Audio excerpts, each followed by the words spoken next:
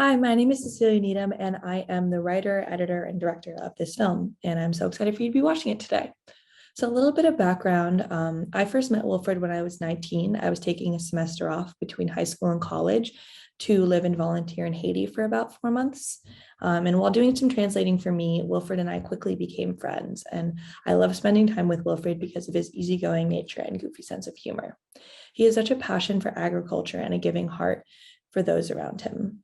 His story, which is part one of this video, his hopes, part two, and his struggles, part three, are uniquely his and are also exemplary of a larger story about young adults in Haiti I am hoping to illustrate and share. In part one, Wilfrid will talk about his unique lived experience, including his childhood, job history with the nearby ministry, his home, and his family. After learning about his lived experience in part one, part two will highlight how Wilfrid hopes to help his family and his community through his agricultural knowledge of the moringa tree. This plan is one piece of a larger narrative of Haitian self-determination and resistance I am trying to construct as counter to the many stereotypes of Haiti as helpless, chaotic, or criminal in the media.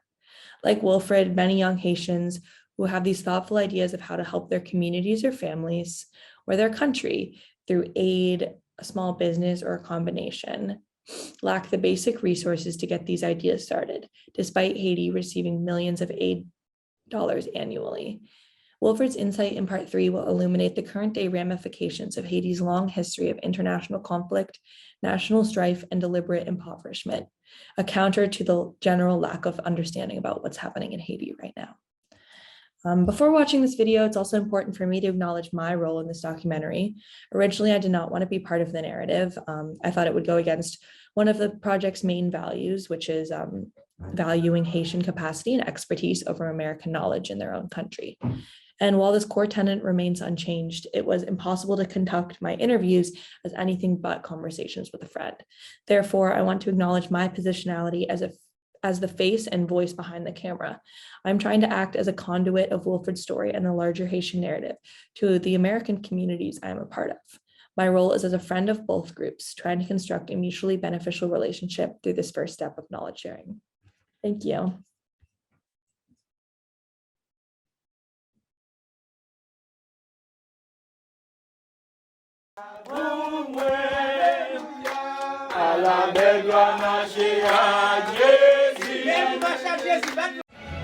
My name is Louissaint Wilfrid and I live in Haiti.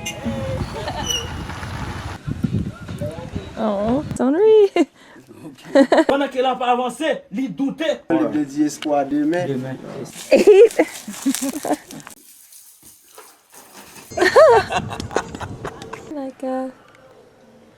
I grew up with my family, you know, and in 1991, I lost my father. Oh, and my mom lived with 5 kids. And my mom don't have house. We want house. It was really terrible for us to living at that time because my mother sells like vegetables in the air market to survive us. But what she has cannot send every one of us to go to school. But life was really terrible. But you know, God is good. We pray, and then God will open something.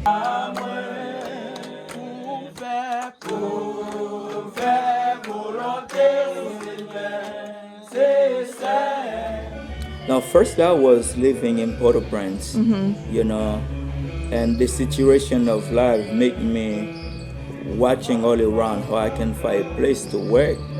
And I finally find Pastor Yves, you know, who has GVCM. He's there. I find a job. When I came to the orphanage, I was working as a basketball coach. We go everywhere to find the younger people around. We taught them, you know, the word from the Bible, and we taught them how to play basketball, taking care of the orphanage. That was my first job. It was my bucket list, I will tell you. Okay, tell me, yeah.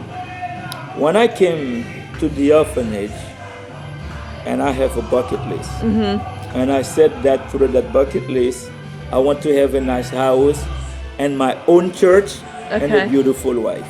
So firstly, I need to have a nice house, and secondly, to have a nice church to help the community, to give them, you know, good direction, and then have a nice wife so that my life will not be outside to the other girl. Thank you. You're welcome. This is Wilfrid's house. Nice house. Always has people. I go outside Wilfrid, so Wilfrid very good for me. So everyone like Wilfrid. So I go outside Wilfrid. I'm praying for Wilfrid, for maybe baby Wilfrid. Okay. Can you tell me about like building this house? What was that like? Okay. My dream to build a house for my mother because she's suffering really bad and she was really happy. Yeah. She used to have a garden back there, but my mom passed away now. Last It's year. really bad. Yeah, it's very sad. Yeah, very sad. And when I first starting that construction, it was for myself. And I know for sure I will not finish it, but I started. This is life. You need to always start something because I know for sure God will do the rest. It was a blessing, Wow. a good blessing for Yeah. myself.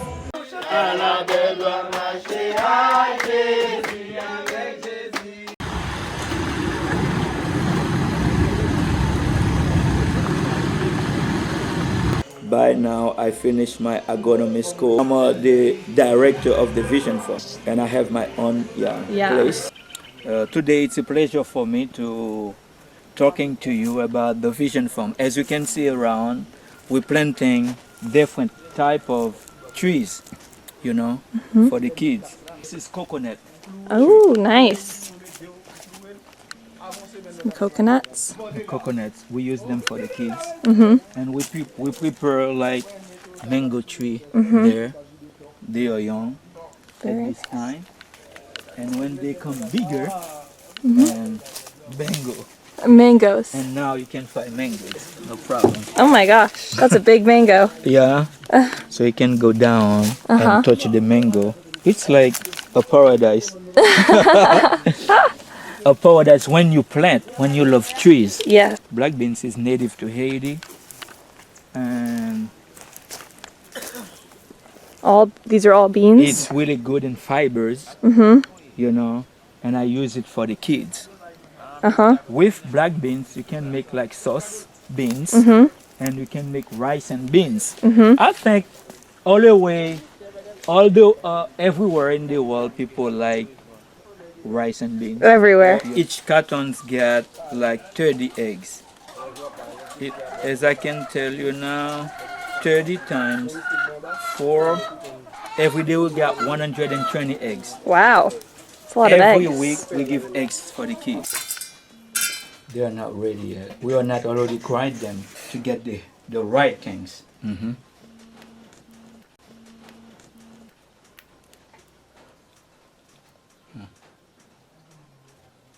And let's talking about the moringa. It's a family called Moringaceae. Like when you're talking about the moringa. Moringa oleifera is the plant that is often called the drumstick. Really good in vitamin B and vitamin B3 and B1. And that has like calcium, iron, magnesium, and zinc. Like moringa, it's really rich in vitamins. The moringa tree. Oh, wow. This is a moringa tree. You know, we are not going to kill the tree.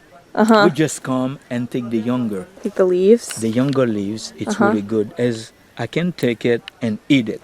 Just eat it. That's really good. My idea for moringa, it's for the people who live by the big tree. Call that place like Coupe Gorge. You know, in my project, I wrote that project specially for those people because they have sign of malnourished. When you see the eye, it's hair, it's really red. And the legs, or swollen. In my idea, I telling myself that if I find people who can really helping us to plant more moringa for these people, they can be survive against the malnourished things.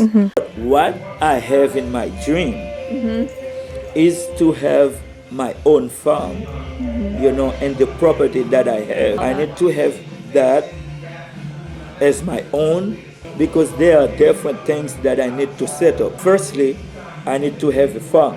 And secondly, I need to have a professional school, for the people around. Because there are many people, many young people around, they don't go to school and they need a job. To have a job, you need to have a professional thing. If you don't have anything, you cannot do.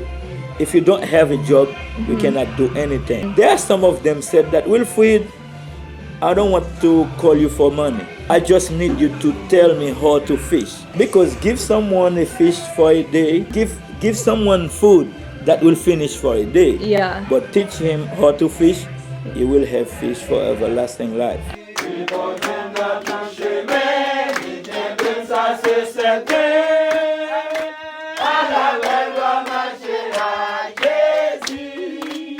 It's a pleasure for me to talking about people who gives problem, all the time. Can tell you, Haiti is a nice country. Yeah. In 2001, I remember I can went everywhere, working, no problem. But now I cannot do it. Okay. You cannot work anywhere to Port-au-Prince because of the government. We finally see that the government and the gangsters, they work together. Yeah. And where they fight the nice gun, a gun they get from America, but the government allow them to come and they send them to the gangster, give trouble, to the people. Me, I'm suffering, and the other people are suffering. Just the government, feeling good. I have a special person. His name is Enel. He's the one that will spill the beans. As Wilfrid says, a lot of places in Haiti people can't get there safely. People are dying, gunshots, and they kidnap people. The situation started in Haiti since 1994, right after President Aristide coming from back to exile. He tried to create some committee in different areas and a way to protect his power. And he gave gun and money to some groups, and he said, okay, now there will be election, you gotta help me to get a vote. You can't leave Port-au-Prince to get to South. Maybe they will kidnap you, they will shot you. That means the country is divided in two parts. Let me tell you something. So they kidnap you and they said that I need $1 million American or 25,000 or 100,000. Where you will find that money? Yeah. You will never ever find that amount. They asking, and when they said that they give you a week or 2 weeks to give that money, if you don't, they will kill you. You can see because of this situation, people can't work as normal. Find a job is something impossible, specifically in Port-au-Prince. The police sometimes trying to keep the people safe, but the gangster, they are more powerful. Oh. Even that they are powerful, they are mixing. There are some police officers make part of that group. Well, thank you so much for talking with me. Oh yeah, that's really good. That's really good. That's really good. We need to talk more. Yes, There are always. more things that we need to spill the beans. That's a Spill good the one. beans. Yeah. Spill the Explain exactly Yeah. what's going on. Yeah. Because I love Haiti. Yeah. Haiti, it's a nice place.